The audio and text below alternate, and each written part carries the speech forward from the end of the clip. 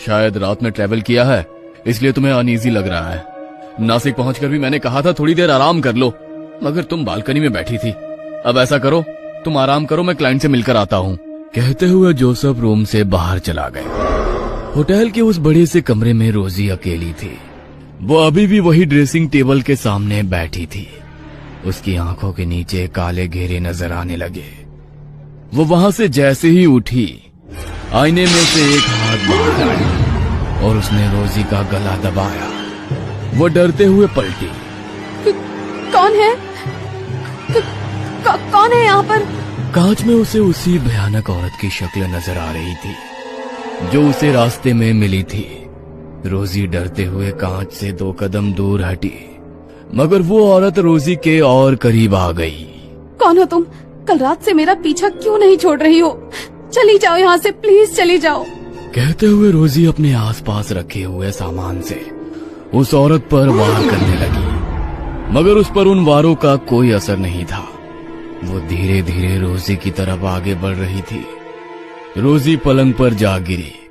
वो भयानक औरत उसके सीने पर सवार हो गई। रोजी को लगा अब वो नहीं बचेगी। डरते हुए आंखें बंद कर ली, मगर कुछ देर बाद जब उसने आंखें खोली तो उसके आसपास खून ही खून फैला हुआ था। यह देख वो डर गई। उसके सीने पर सवार वो औरत कच्चा मुर्गा चबा रही थी। जैसे ही रोजी ने आंखें खोली, उस औरत ने उसकी गर्दन पर अपने दांत गड़ाए और उसका खून चूस कर गायब हो गई। तभी दरवाजे की घंटी बजी। बाहर जोसेफ था।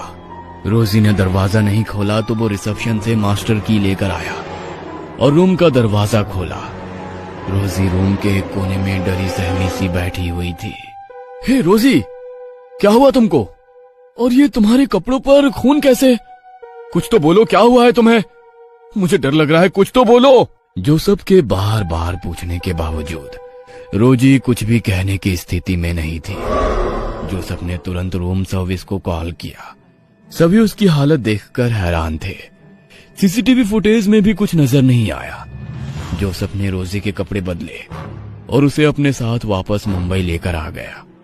वो खून चूसने वाली चुड़ैल ब्लड सकर अब उसके साथ हर वक्त रहती। वो किसी को भी नजर नहीं आती, वो सिर्फ रोजी को ही नजर आती थी। रोजी उसके सामने आने के बाद अजीब व्यवहार करती थी। धीरे धीरे उसका शरीर सूखता जा रहा था। जोसेफ उसे लेकर कहीं डॉक्टर के पास भी गया, मगर किसी भी डॉक्टर के पास उसका कोई इलाज नहीं था। तब किसी ने उसे रोजी को चर्च ले जाने की सलाह दी। ब्लड सकर, ये क्या होता है? ये वो खून की प्यासी आत्माएं हैं जो अनंत काल तक इस धरती पर रहेंगे। उनकी मुक्ति संभव नहीं है। यह अपने शिकार को ना तो जिंदा रहने देती है, ना ही मरने देती है। इससे छुटकारा पाने का केवल एक उपाय है कि इसे किसी और के ऊपर छोड़ दिया जाए। फादर, ये क्या बात हुई कि अपनी परेशानी किसी और के ऊपर छोड़ दी जाए? यही इसका रूल है।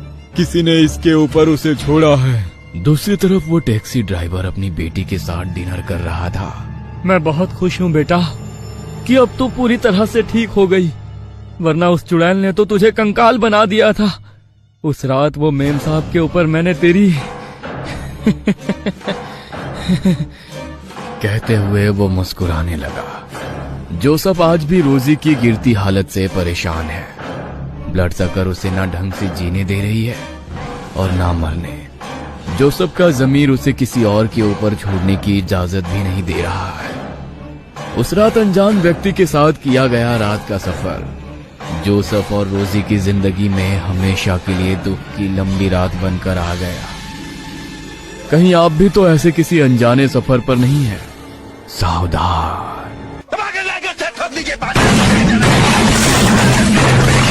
पूरा साल मेहनत करता हूँ आपके लिए बेटा, ऐसा नहीं चलेगा, ऐसा नहीं चलेगा।